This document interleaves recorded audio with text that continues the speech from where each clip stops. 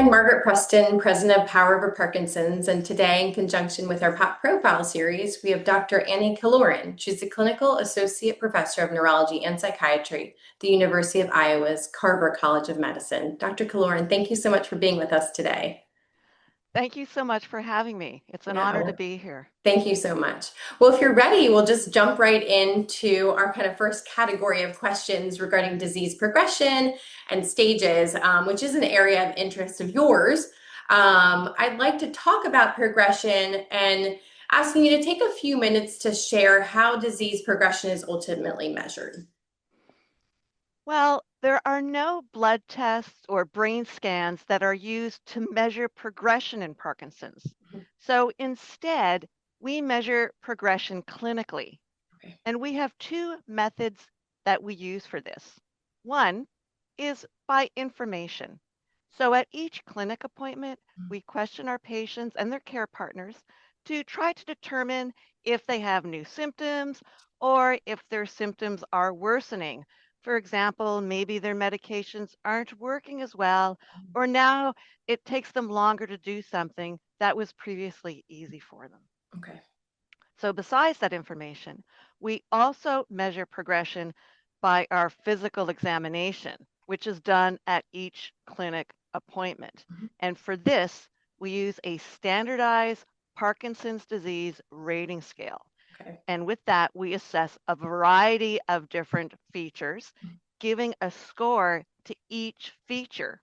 And this way, we can compare the scores from the visit currently compared to what people were like on prior visits. So we can monitor for progression that way. And things we look at with that Parkinson's rating scale include a wide range of things. We listen to speech, is their voice more muffled or quiet? We look at facial expression. Maybe they have more of that poker face or their mouth is hanging open a little bit. We check for shaking, so tremors in the arms, legs, even the face. We check for rigidity, so that's sort of how tight the muscles are, and we do this in the limbs, arms and legs, and in the neck. And we also have people do a series of rapid, repetitive movements like finger tapping. And for that, we're looking at, are they going wide each time, or are the movements getting smaller as they go along? Are they slower, or are they irregular? Maybe there's some freezing in those. And then also how easy it is for a person to go from a seated position to standing. And once they're standing, what is their posture like? Are they stooped over, for example, or maybe leaning to one side? And of course, we check how good their balance is when they're walking and their overall slowness. Those are all the things we look at when we're evaluating different features of Parkinson's to monitor for progression over time. Okay. And that scale really gives some relativity over time, which is probably helpful for you all to have some of the metrics and make it a little bit more objective. Absolutely. And it's interesting, it's the same rating scale that's used by Parkinson's providers everywhere. Yeah. So we can compare across, if your patient moves from one place to another. Absolutely. So while we have the rating scale and measurements, like you've noted, why, or maybe we don't know why do some Parkinson's patients progress faster than others? Good question. Yes, Parkinson's does progress at different rates, but for a given individual, we're not able to actually predict the progression that they're going to have. Sure. But we have two common predictors that we can consider for disease progression. Okay. One, in general, people who do not have a prominent tremor generally progress faster. Okay. Meaning that their Parkinson's is going to be a little bit worse than the people who do shake. Okay. So those without the prominent tremor tend to be slower and stiffer. And they're more likely to have difficulties both with balance and with cognition, meaning they're at higher risk for falls and higher risk for dementia earlier on. And they're even more likely to be affected by depression and apathy. Apathy meaning poor motivation. They don't want to do anything. Sure. Now, as to the why this happens, it seems that the brain in these folks is more affected overall by the underlying pathology. So Okay. we know that Parkinson's is caused by something called alpha synuclein Mhm. that builds up, it clumps up in parts of the brain and causes damage that way. Okay. So for those people that don't have a prominent tremor, it seems that the alpha synuclein is more widespread. It affects a larger area of the brain Okay. compared to people who are what we call tremor dominant, the Okay. main shakers, where Mhm. it's more focused in lesser parts of the brain. Okay. Now, another predictor of disease progression is age at the time of when the disease starts. Mhm. So for people that develop Parkinson's at an older age, say for example over 70, Mhm. they tend to have a more aggressive disease. Sure. They have more falls, they have more complications like lightheadedness, Mhm. they're more likely to develop dementia. Mhm. And for them, the medication that we use in Parkinson's doesn't seem to work quite as well. Mhm. And the underlying reason for this, it seems that the brain's aging process that itself worsens Parkinson's. It's Okay. like a bad interaction with the two of them, the Mhm. aging Mhm. along with the Parkinson's. So Sure. that's the other main predictor that we have. Okay, okay. Thank you for sharing that. Let's talk about, as we talk about progression, Parkinson's stages. Yeah. Um, is this the same understanding? Is it the same understanding the disease progression, or are Parkinson's stages kind of separate? Is there value in being able to assign a stage to an individual's kind of current state in their Parkinson's? So talk to me little bit about Parkinson's stages and the value that they could potentially offer. Yeah, I mean, so you got it right. So the stages that we talk about in Parkinson's do correspond to progression. Mhm. So there are 5 stages that we commonly use in the Hone and Yar scale or H and Y Mhm. scale, as you might see. Stage 1, that's the earliest stage. Symptoms are mild and they often go unnoticed, such that people might not even be diagnosed at this stage. Sure. So they would only affect one side of the body. Mhm. For example, people might just have a tremor when they're nervous, Mhm. and Mhm. maybe they're walking a tad slower and they think, ah, I'm getting older. Mhm. But then stage 2, symptoms they're more noticeable at this stage. And many people actually get diagnosed at this time. Mhm. People are noticing it's harder to do things. Maybe it takes them a little bit longer. Mhm. And now the symptoms, be it stiffness or shaking, they're affecting both sides of the body. Okay. So, for example, a tremor or Sure. slowness. And the speech is going to be notably quieter at this time as well. So, stage 1 and 2, that's still considered early Mhm. Parkinson's. When we get to stage 3, this is middle stage Parkinson's. People are Okay. moving slower. Mhm. And the major feature here is imbalance. Okay. This is when people are falling down. So it's a significant milestone for them, Mhm. and it is associated with a reduced quality of life. Okay. Activities like getting dressed or eating, these are a bit more difficult for people, but people at this stage are still fully independent. They Mhm. don't need help with doing things. Mhm. When they transition to stage 4, this is considered advanced Parkinson's and it's considered disabling. People are needing help, be it a walker for keeping their balance right, or maybe they need help or also need help with bathing, Mhm. getting dressed. Mhm. So for folks at this stage, they're not able to live fully independently. Mhm.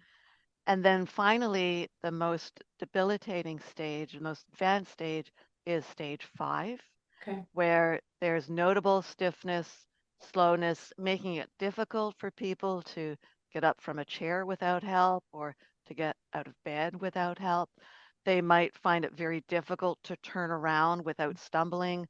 They're freezing quite a bit. That's when their feet get stuck to the Yeah. floor. Mhm. And people at this stage might spend much of their day in a wheelchair, for example. Okay. But note, so advanced stage, the advanced Parkinson's stage 4 and 5, this is something many people with Parkinson's don't even get to. They live, at stage 3 for a long time, for Hmm. example. Hmm. So just in summary, stage 1 and 2, early Parkinson's, stage 3, middle, and then 4 and 5, advanced stage because of that loss of physical independence. Okay. Now, And with the caveat of each stage could be at varying lengths for different patients, of course. absolutely. So Mhm. the longest stage actually tends to be stage 2. Okay, Many people stay at that stage for a very long time. This is the stage prior to falling down. And sure. like I said, for some, it can be 10 years. It tends to be the Yeah. longest one. And I think we So all know the folks in stage one who all have the stories of like, I think I had it for at least 5 to 10 years before even being diagnosed. So I think we all know those folks as well. absolutely. In hindsight, you think, yeah. Yep. And as to the value of the stages, so there's sort of two ways of looking at it.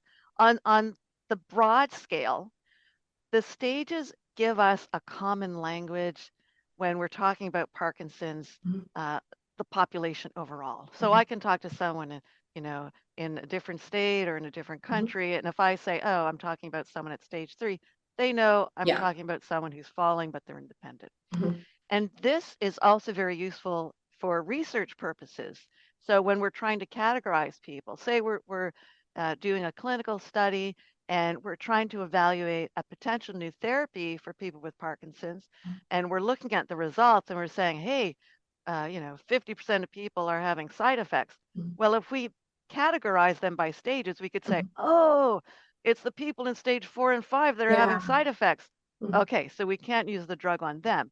So Mhm. it helps break things up and better define Sure. groups like that for Yeah. knowledge purposes. Yeah. And then, of course, on an individual level, Mhm. many people just like to know where they are in the grand Mhm. scheme of things. And Mhm. I think this sort of leads nicely to your next question. Mhm. You're exactly right. Let's jump right in and talk about the value or if having an understanding for at a patient level, kind of knowing what's to come, what value or how does that help Parkinson's patients? Absolutely. I think in knowing what to expect, Hmm. it's easier for people to accept their disease and Sure. the experience that they're going through. For example, I think it's natural for a lot of people to get frustrated with themselves when, it takes a lot longer or it's so much harder to do things that they used to be able to do. Hmm. So when they learn more about Parkinson's and its progression, that can help reduce some of that frustration as people start to shift their focus Yeah. to thinking, oh, okay, it's not me, it's Hmm. the Parkinson's. Yes. What I'm going through is normal for Yeah. Parkinson's, right? Yeah. So I think, and that understanding is also important for care partners too, Hmm. right? So they can better manage expectations and work with their loved one to say, okay, this is normal, this is part of it. Hmm. So rather than being, overwhelmed by uncertainty, they can actually focus on Yeah. the things that they can control Yeah. and better prepare for future challenges. And I Yeah. think that can actually be empowering, Hmm. right? They can shift their focus to take action. Hmm. So, you've been given this chronic disease, you're going to get weaker over time. I would say this is an opportunity for you to get stronger before you get weaker. Optimize your health, eat well, get fit, knowing that falls are going to be in your future. Nothing's going to get easier for you. You can take control now to try to help that down the road. Hmm. Does your home have a walk-in shower? Do you want to start putting up ramps, put up grab bars for yourself for down the road? Or is it maybe you want to move closer to your kids or Yeah. research into different living conditions? Hmm. Maybe down the road you might need some assisted living or in-home care. I think it's useful to think of that early on so that you don't wait Hmm. until you're in crisis mode Yeah. where you realize, I need to Our do decision something. making is not Right. at our best. Yeah. So, it's empowering to know, okay, 5, 10 years down the road, that's what I've got going on. Okay. And right now I am taking control of what I can manage. And Yeah. also, financial planning, Hmm. maybe you're going to go on disability rather than, aim for your earlier retirement age or legal documents, power of health and finances, those can be all arranged Yeah. early in the process, so it gives you a Yeah. peace of mind, Yeah, right? absolutely. I like how you said acceptance because to me it speaks a little bit to like the mental health side of it too. Once you start accepting things, then we talk about apathy and depression and anxiety and other mental health aspects of the disease. Acceptance could ultimately or hopefully stave off some of the mental health side of just having that acceptance, and not having such the weight of having the disease and not knowing what to come if we do have an understanding and acceptance. Absolutely. Yeah. So I often find myself telling patients, that's part of the Parkinson's. Yeah, And they go, yeah, oh, yeah. okay. It's It nice to takes kind that of isolate pressure it or off. Yep. compartmentalize it. Absolutely. Yep. Yeah, absolutely. Well, great. Let's move on. I've got some general Parkinson's questions. I think we did a good job on progression and stages. I'd like for you to put your neurologist hat on, just talking to patients and general care. If we can move on, of course, Parkinson's is a diagnosis, as we talked about. It takes time to navigate and digest once you've been diagnosed. What advice and guidance would you share with those who are newly diagnosed? Similarly, for those who have had it for many years, what advice would you give to folks who are newly diagnosed? And then, of course, folks who are, let's say, 20 years in, what would be your advice? I Mhm. do think it's important to bring in your care partner. Yeah. So they're going to be going on the journey with you. Mhm. So you might think like, oh, this is my disease. I'm the one involved here. Your care partner is just also affected by your diagnosis. I think it's Absolutely. important to be aware of that Mhm. and to go through the process together. Yeah. Um, Yeah. No, I think that's great. Well, what do you believe is the first line treatment for someone who's newly diagnosed with Parkinson's disease? well, the standard first line treatment is levodopa. And I Hmm. think many providers automatically use that for everyone, no matter what. Yes. It's definitely the most effective medication that we have. Hmm. But in early disease, when symptoms are mild, Hmm. many people don't necessarily need like the strongest, most Sure. effective medication. Hmm. So, I'll go through a few situations where you might want to consider something, starting with something other than levodopa as your first treatment in Hmm. Parkinson's. So, for one, many people early on just have mild symptoms and they might not want the burden of taking a medication Sure. 3 times a day. Yeah. So, for them, one option might be an MAOB inhibitor, something called rasagiline. Hmm. This Parkinson's medication is just taken once daily. Okay.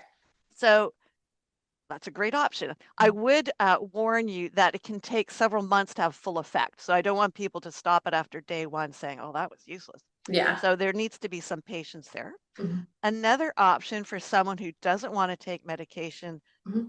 3 times a day Hmm. would be the rotigotine skin patch, Okay. which is, it's a good Parkinson's medication. It's applied to the skin every 24 hours. Okay. So there's not a major pill burden there. Hmm. Another scenario where you might want to consider starting something as the first drug other than levodopa is in young people. So, as you know, one of the potential long-term side effects of levodopa is what's called dyskinesia. Hmm. Hmm. This is an involuntary twisting, Hmm. writhing type movement that can be seen after being on the levodopa for a couple of years, Sure. but it's most common in people who are young when they get diagnosed with Parkinson's. Hmm. So for them, it might be worthwhile to hold off starting levodopa. They could consider starting a dopamine agonist Hmm. as the first drug, thereby postponing when they're going to get the dyskinesias. They could start the levodopa maybe after a couple of years of being on Okay. the dopamine agonist when they might need it more at that time. The Okay. dopamine agonists are good if your symptoms aren't really bad. So it's Okay. useful for them. And finally, so the two drug categories I've mentioned now, the rasagiline and the dopamine agonist, both of those are solid Parkinson's medications, but they also have an antidepressant effect. Okay. So this leads us to a third scenario. Hmm. So for people with early Parkinson's who have some depression, Hmm. it might be worthwhile to consider starting one of those two medications as your first treatment and hold off starting levodopa for the Okay. time being. So that way you get a double benefit, Parkinson's benefit, but also a benefit to the depression. Okay. Sounds like there's a lot of options for those who are newly diagnosed while also holding on to kind of the coveted levodopa for kind of when you need it, if you will, a little bit further down the line, while still having that possibility. Yeah, and if you think about it, once you start levodopa, you're probably going to be on it for the rest of your life. Sure. So there's no big rush to start it right Yeah, now. it's You know, there. yeah, yeah. It Absolutely. doesn't slow disease progression, so Yeah. there's not going to be a major problem if you hold off. Yeah. Okay. Well, as we think about, we kind of talked about those who are newly diagnosed, as we think about those who are beyond the honeymoon phase, which is not part of the stages that you articulated. We should probably say maybe three is what I'm talking about, stage three, phase of Parkinson's, where dopamine replacement therapy, as we talked about, becomes less effective. Maybe you have more dyskinesia, you have more off times. Can you spend a few minutes giving some guidance to that population who are kind of heading in that sturdy stage three, maybe even looking at stage four? What guidance would you give to those folks who are experiencing more of that off time and what they should do as a first step in managing kind of this new stage of disease progression? Absolutely. So for those who are new to the terminology, we use the word off to describe periods when you're having your Parkinson's symptoms because the benefit of your medication, maybe it hasn't kicked in yet, or it's worn off before it's time to take your next dose. And this is a complication of the levodopa that commonly occurs after a few years of being Mhm. on it. So initially, you might just notice off symptoms when you're in a stressful situation. Okay. You know, you're in traffic and suddenly you notice you're shaking bad, for Okay. example. So that's hard to predict when that happens. But Yeah. if you're anticipating stressful times, you can also talk to your provider about taking levodopa on an as needed basis. You can say, hey, doc, every time I'm in my big golf tournament or going to the dentist, I experience some off periods. And you could say, oh, well, in that situation, you can take an extra half tablet or a full tablet Okay. before you're going to do that activity. Talk to your provider, though. Okay. Uh, the other scenario is you're having more and more off times, and it's interfering with your life. What I would suggest is that you keep a journal for a few weeks. Mhm. That way you can try to find a pattern of Mhm. when you're having these off times. Okay. This way, it makes it a lot easier for you and your provider to discuss how you can manage your off time better. So if you recognize, hey, I have my off time, Monday, Wednesday, Friday for 30 minutes before my midday Mhm. dose, Mhm. and those are the days I go swimming, for example. Mhm. Your Okay. provider can then say, oh, I'm going to give you an extender on those days. I'll give it to you with your morning dose. That'll help the carbidopa levodopa last 30 minutes longer before your noon dose. Okay. Or, you might notice most afternoons before dinner time, you have an hour of off time. You know what? You can talk to your provider and they might want to go up on your midday Mhm. dose or your mid-afternoon dose. So for some people, they might take 2 tablets in the morning, 3 tablets at noon, and two Okay. tablets at dinner time to try to deal with that late afternoon wearing off. Or if you have more wearing off during the day, you might want to have to shift your medications instead of 3 times a day to 4 times a day Right. to try to help with that. Right.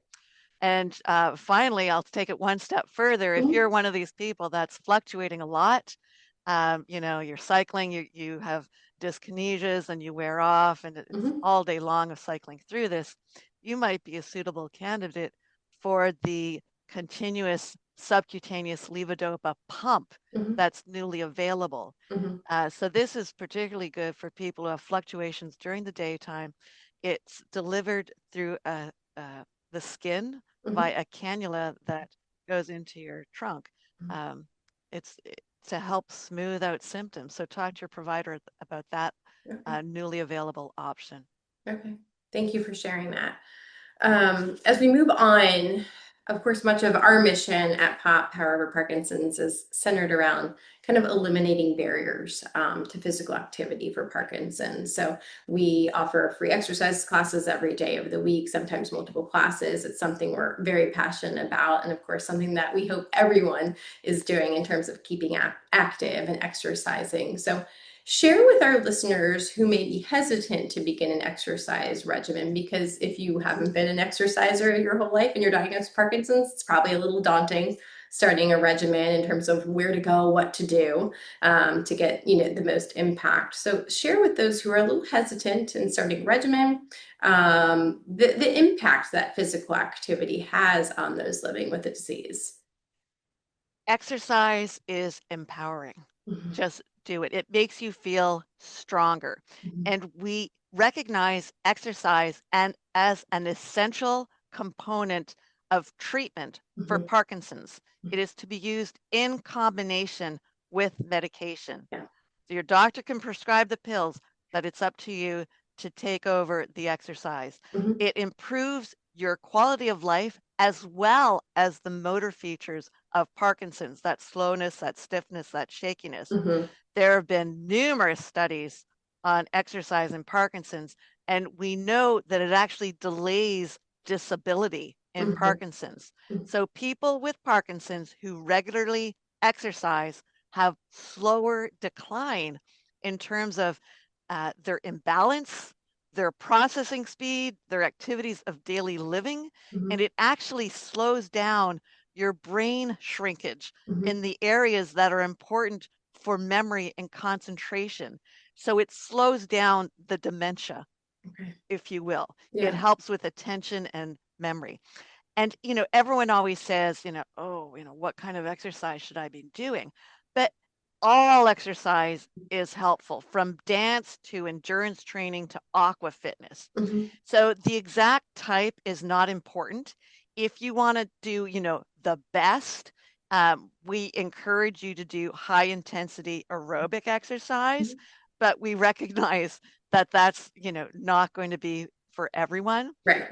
That one has the most evidence as being the most effective for Mhm, stabilizing disease progression. mhm, But studies have found even, just walking 15 to 30 minutes a day can reduce your risk of dementia and Parkinson's by 40%. oh, wow.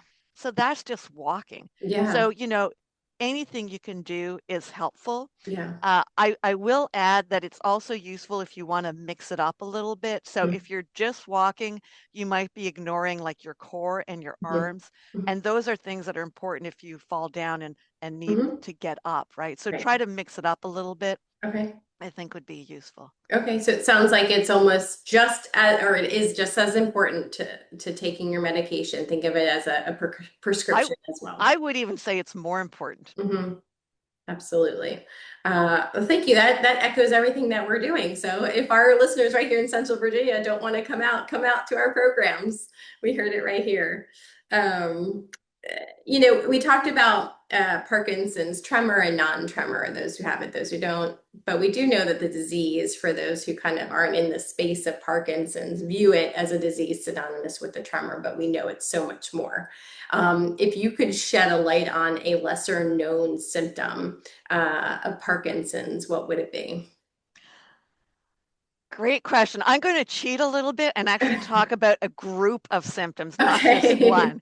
So, a lot of people are not aware of the skin connection with Okay. Parkinson's. Okay. So, I'm going to talk about a few different skin conditions that we commonly see. So, seborrheic dermatitis is Okay. an inflammatory skin condition where you see red, scaly patches on Okay. the face and the scalp. Mhm. And this is seen in up to 60% of people with Parkinson's compared to only 3% in the general population. Okay. So that's major. Yeah. Another one, a lot of people are familiar with the condition called rosacea, Mhm. which it's another skin condition where you get redness or Mhm. flushing of the Mhm. facial skin.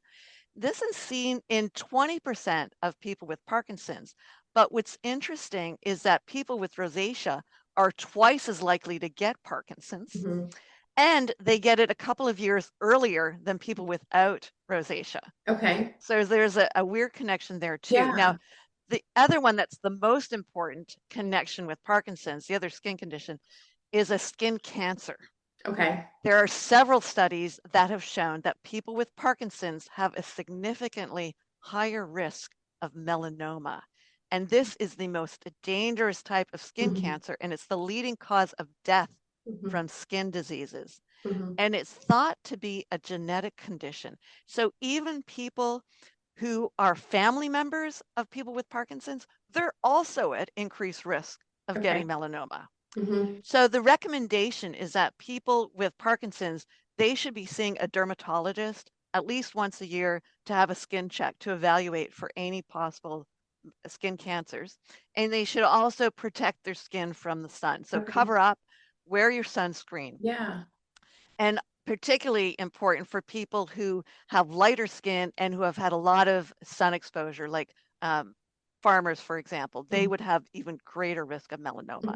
Mm-hmm. And just as an aside, because it's really kind of interesting, Mm-hmm. so skin coloration is regulated by vitamin D, Mm-hmm. and vitamin D plays an important role in both Parkinson's and melanoma, such that when people with Parkinson's and people with melanoma both have lower levels of vitamin D, and people with low vitamin D and Parkinson's tend to have a more aggressive disease. You know, we Okay. talked about progression. Interesting. Low Yeah. vitamin D is another Yeah. risk factor for that. And these people will have more problems with balance, more Mm-hmm. cognitive problems, even more difficulty sleeping, and have Mm-hmm. more depression and anxiety. Mm-hmm.